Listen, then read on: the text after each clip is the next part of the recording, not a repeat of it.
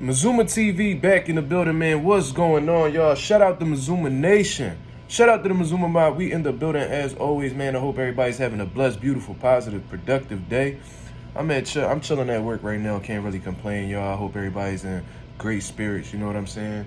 I got some new merch that's about to be on the way, man. Dedicated to the Mazuma Nation. I'll be posting it on my community page soon. So if that's what y'all been looking forward to, I'll be posting it. Leave y'all criticism, man. Do y'all like it? Do y'all not like it? Let me know. I'll be posting that up as soon as this video is up. You know what I'm saying? Somebody calling me right now. Let me get that out the way. Pretty much, let's talk about this whole situation with Deontay Wilder and Anthony Joshua. You know what I'm saying? If y'all don't know, they are fighting this weekend on the 23rd. You know what I'm saying? Anthony Joshua will be fighting Otto Wallin, as well as Deontay Wilder will be fighting Joseph Park. You know what I mean? Two good fights. You know what I'm saying? However, it's not the fight that we wanted to see exactly. You know what I mean? Considering the fact that what we've been waiting for years is Deontay Wilder versus Anthony Joshua. You know what I mean?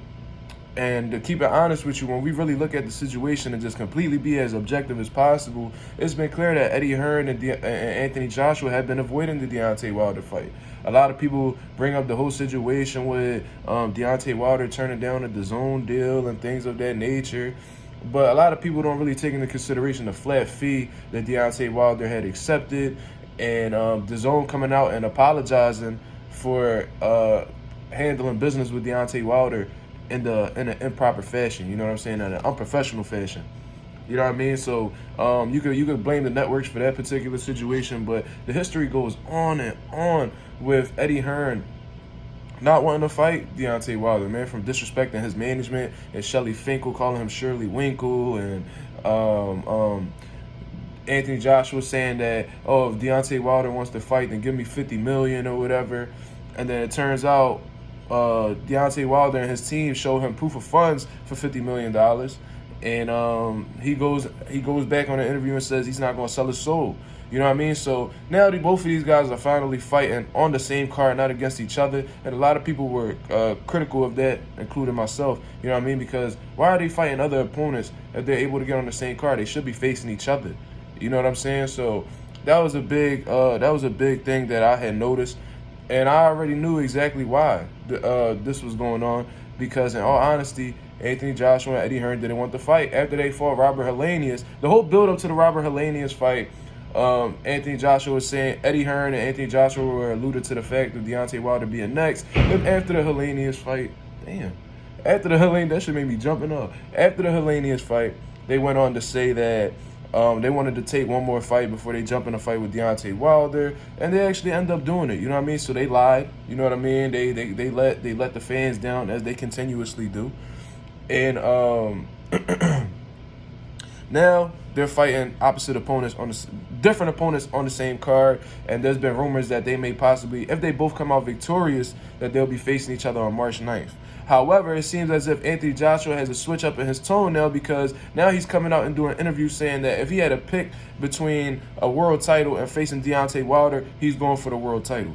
You know what I mean? And apparently, the IBF might be stripped from Alexander Usyk and Tyson Fury due to the rematch clause, and the IBF not wanting to wait for them to fulfill their mandatory. So there's a strong possibility that Anthony Joshua may take the world title fight over Deontay Wilder. But this is my whole problem, right?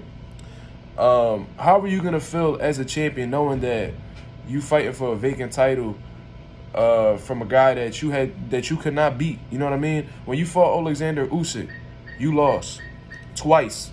You know what I'm saying? So now that they may strip Alexander Usyk or whatever the situation is, and now the belt is up for the taking, are you gonna feel legitimate as a champion knowing that you pretty much got this man's leftovers, man? Whatever he left at the table, you picking up and you eating as if like he left like scraps on the table, and you just coming over and you having the time eating whatever he wasn't able to consume. You know what I'm saying? So it's a bit weird in all honesty. And like I said, you might have a world title, but will you be considered a legitimate world champion? Most likely not, because the man that actually had the belt defeated you twice.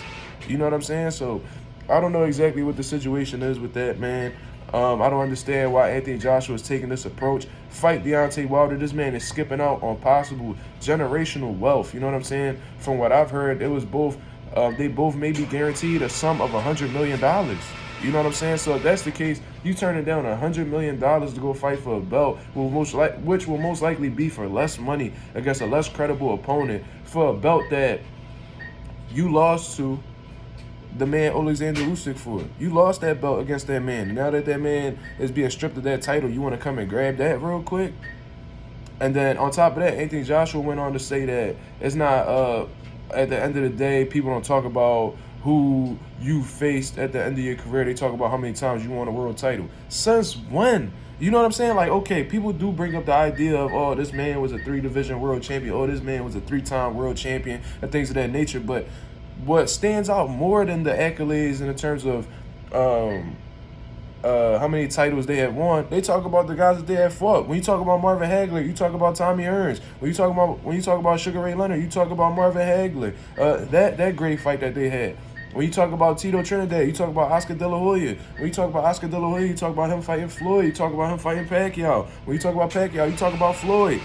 Like, that absolutely makes zero sense, man. That doesn't add up at all. I don't know where Anthony Joshua is getting this from, because in all honesty, I remember after he had lost to Usyk, he said that the belts didn't matter, and it was about who you fought at the end of the day.